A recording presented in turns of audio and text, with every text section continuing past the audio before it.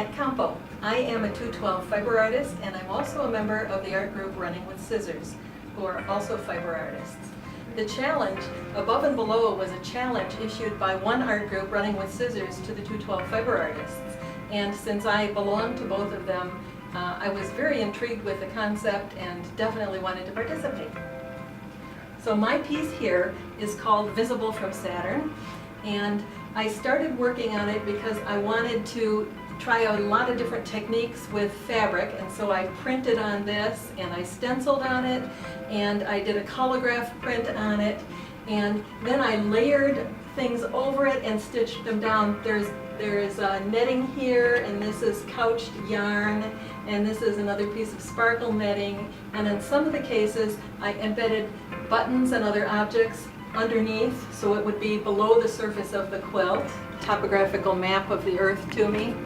And because I was hand stitching on it for such a long time, the words to the poem just came to my mind while I worked. Of looking down, do we twinkle on the ground? Does our chaos make a pattern? Is it visible from Saturn?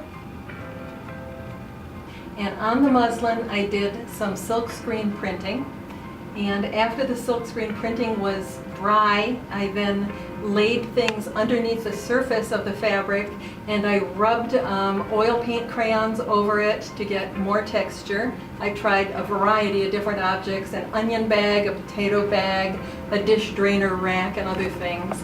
And I liked the texture that I got, and I decided to increase the texture with stitching. My name is Karen Losey, and I'm a member of 212 Fiber Artists, and this is my art quilt piece called A Slice in Time. So when we were issued this challenge Above and Below, I did have this idea about dinosaurs and the anglerfish because it was so deep. And I thought I had done a sketch first, and I'm not really a quilter, but I like challenges. So I tried to think of how to assemble everything, and that was quite a challenge in itself. How to start first. You know, I have a sewing machine with limited abilities, so the fish all had to be made by hand, and they're all beads, and they had to go last. And also the fish I had carried around with me for a while, and I also made his teeth. They're also beads, so we had to learn how to do some dentistry. I wanted this fish to be swimming out of the quilt because I like to work with 3D. So he's all felted. And then his angler here had to be, I had to find a way to have it protrude from the quilt. And somebody honored me with a pair of earrings. Well, this was a lot of fun to work on because I could carry the Tyrannosaurus Rex with me, and people who know me know that I take things everywhere. So from the dentist's office to the bank, and people would always ask me what I was working on. So they're quite impressed. They weren't quite sure what it was, and when I started explaining it, then they were interested in coming to the show. These two quilts were made by Nancy Miller. Nancy Miller is one of the 212 fiber artists who lives in Ann Arbor. She comes to our weekly meetings called Cake Eaters. Nancy made these two quilts because she was thinking of the lines to a poem. She lives in a house on the lake, and she sees the sun and the moon rise above the lake.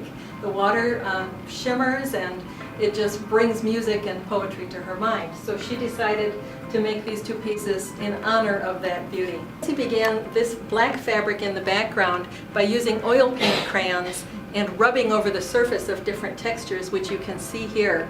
That's a piece of sequin waste ribbon that she got the texture from by rubbing the crayon over.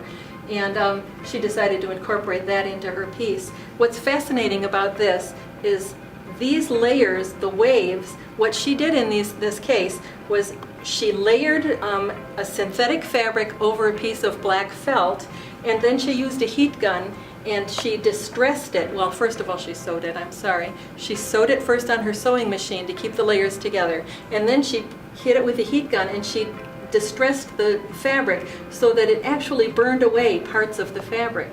And you can see the little holes there, those are all where the fabric has been burnt away.